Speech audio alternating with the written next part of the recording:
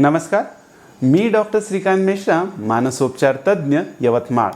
मागील 12 वर्षापासून विविध मानसिक आजार, भावनिक आजार, मेंदूचे आजार, लैंगिक समस्या यासारख्या विविध आजारांवर उपचार व मार्गदर्शन यवतमाळ येथे करत आहे.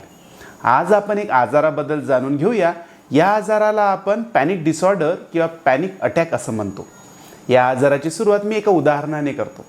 एक 40 वर्षाचा व्यक्ती जो आपल्या ऑफिसमध्ये काम करायचा, काही कामानिमित्त तो बसने चालला होता, तेव्हा त्याच्या छातीत दुखायला लागलं. त्याला असं वाटलं की मला आता हार्ट अटॅक येईल. त्याला धडधड व्हायला लागली, घाबरल्यासारखं व्हायला लागलं, त्याच्या हाताला घाम आला, ठोके वाढायला लागले हृदयाचे, श्वास घ्यायला त्याला त्रास व्हायला लागला आणि त्याला हे लक्षणं हार्ट अटॅकसारखे आहे म्हणून वाटायला लागले. तो प्रचंड घाबरायला लागला. तेवढ्यातच त्याने ते बस थांबवली, खाली उतरला आणि जवळच्या डॉक्टरांकडे गेला. त्याच्या काही तपासण्या करण्यात आल्या, ECG केला, 2D इको केला. त्यावर हे लक्षात आलं की हा हार्ट अटॅक नसून हा शारीरिक आजार नाही आणि हा मनाचा आजार म्हणजे पॅनिक डिसऑर्डर असे आहे. मग ह्या पॅनिक अटॅकचे लक्षणं काय असतात हे आपण जाणून घेऊया. बरेच वेळा रुग्णांना असं वाटायला लागतं की धडधड होत आहे, घाबरल्यासारखं होत आहे, विचारांचा गोंधळ खूप झालेला आहे, धडधड होईल, हाताला घाम फुटेल, हात थरकाप व्हायला लागतील. त्यांच्या मनात एक विचार यायला लागतो की आता मला श्वास घेता येणार नाही, मी दवाखान्यात जाऊ शकणार नाही आणि मी मरून जाईल.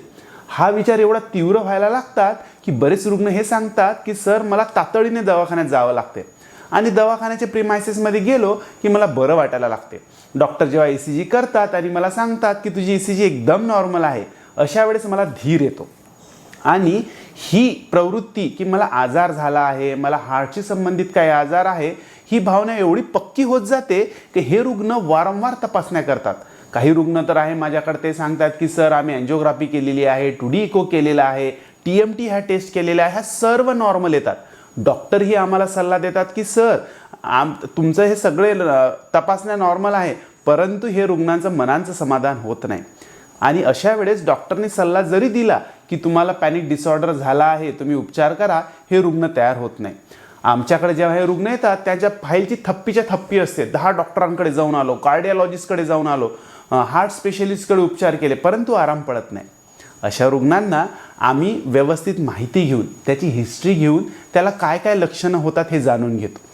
रिपोर्ट्स नॉर्मल आहे हे त्यांना आम्ही समजवून सांगतो आणि मग त्याची काउन्सिलिंग करून त्याला हिंमत दिला जाते, त्याला धीर दिला जातो, त्याला कॉन्फिडन्स दिला जातो की तुला पॅनिक अटॅक आहे, तुला हार्ट अटॅक नाही आणि तुझ्या जीवाला कधीच धोका होणार नाही, या आजारामुळे तुझा मृत्यू होणार नाही. अशा रुग्णांना आम्ही त्याला कॉग्निटिव्ह रिस्ट्रक्चरिंग म्हणतो. म्हणजे त्याचे जे निगेटिव्ह विचार आहे त्याला आम्ही पॉझिटिव्ह विचारांमध्ये रूपांतर करण्यास मदत करतो. औषधोपचार केले जातात. बरेच रुग्णांना अशा औषधांमुळं तात्काळ आराम पडतो. 15 दिवसात, महिनाभरात बरंचसं चांगलं वाटायला लागते. या रुग्णांच्या मनात भीती असते, जर मी अशा ठिकाणी गेलो आणि तिथं मला डॉक्टर भेटू शकले नाही, दवाखान्यात जाऊ शकलो नाही, तर मी मरून जाईल. मग हे रुग्ण काय करतात, अशा ठिकाणी जाणं टाळतात. परंतु आम्ही यांचं प्रोत्साहन वाढवतो, त्यांना पॉझिटिव्ह थिंकिंग करायला लावतो आणि अशा ठिकाणांना जायला लावतो. आणि या आजारांचा उपचारच आहे की ज्या गोष्टींची तुम्हाला भीती वाटते त्या गोष्टी तुम्ही आधी केल्या पाहिजे. मग या रुग्णांचा आत्मविश्वास वाढवला जातो, औषध उपचार केले जाते. बरेच वेळा त्यांचा हा एपिसोड जेव्हा येतो ते कमी करण्यासाठी आम्ही त्याला काही औषधी देतो.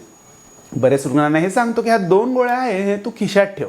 बरेच वेळा तुला असं जाणवायला लागलं की आता मला धडधड होईल, घाबरल्यासारखं होईल, त्यातली तू एकच गोळी घे, तुला तात्काळ आराम पडेल. बरेच रुग्ण हे सांगतात की सर तुम्ही दिलेली ही गोळी वर्षानुवर्षे खिशात आहे, पण मला कधीच घ्यायची गरज पडली नाही.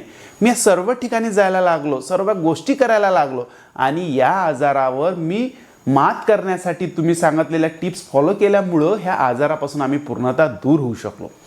हा पॅनिक अटॅक तुमचा जीवाला धोका नसून फक्त तुमच्या मनाचा आजार आहे. या व्हिडिओ दरम्यान मी तुम्हाला हे जे काही लक्षणं सांगितले हे जाणून घेतल्यावर जर तुम्ही यावर मात करण्याचा प्रयत्न कराल तर तुम्ही या आजारापासून नक्कीच दूर होऊ शकाल. परंतु तुम्हाला जेव्हा कधी मदत लागली तर तुमच्या जवळच्या मानसोपचार तज्ज्ञांना तुम्ही नक्की भेटले पाहिजे आणि उपचारही केले पाहिजे. कारण की मन सुदृढ तरच शरीर सुदृढ.